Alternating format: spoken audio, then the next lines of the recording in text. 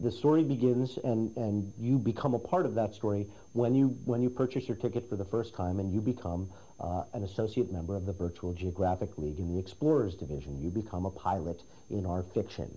And as a part of that fiction, you are asked to choose a call sign. Then the experience very much resembles that of any other kind of traditional story. That is, there is a beginning, you've chosen your call sign, you've entered the Explorers Club Lounge and joined the ranks of pilots and explorers at the Virtual Geographic League. The beginning of the story is when you enter the briefing area and you learn about your mission and you meet the other pilots that you're going to interact with. The soul of the story, of course, is the 10 minutes that you spend in the virtual world piloting your vehicle and interacting with other people in the environment. The end of the story, of course, is the post-show briefing, where you see a God's eye view or a bird's eye view replay of the adventure that you've just experienced subjectively inside of the cockpit.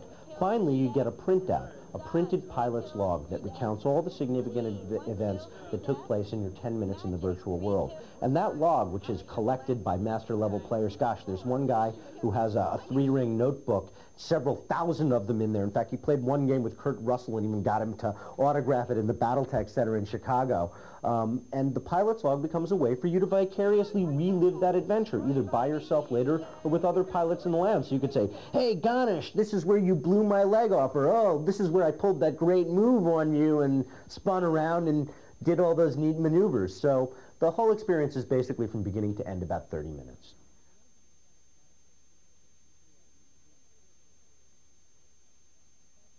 Well, one of the things we started at the Battletech Center, which we've continued and even reinforced here at the Virtual World sites, is call signs.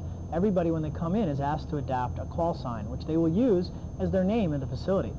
And it's really, it's a great little thing, because one, it gives a unique flair and all the names that everybody chooses, and two, it's kind of a little mask people can wear. They can be slightly different than they are in the rest of their lives because they have a little bit of a facade, and that is powerful. It's fun. You want to tell my computer name? Yeah. Cyborg. Cyborg? Only it's spelled P-S-I, Lord Lyrics, with a small b, 0, small r, and small g. My call sign was Scirocco, and that means fast wind. And I thought I had visions of being able to zip through this territory and move around with no problem. And so I wanted to have that model in mind as I was trying to negotiate the horizon. His call sign was Studman. Space Case? Is that? I was Yanker, thank you very much. And yours?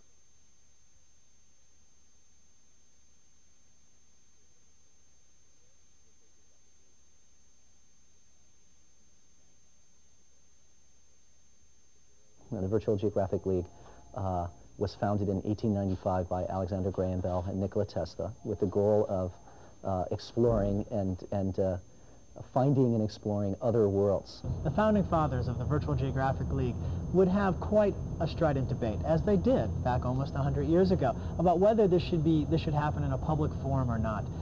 Some of us feel like we might be betraying their original cause by bringing it forward to the public, but others, and I have to side with them, feel that it's about time, that mankind is ready, the Cold War is over, we have a little bit calmer and peaceful environment here. It's time for mankind to be able to go off and explore. I think exploration is something we've been missing.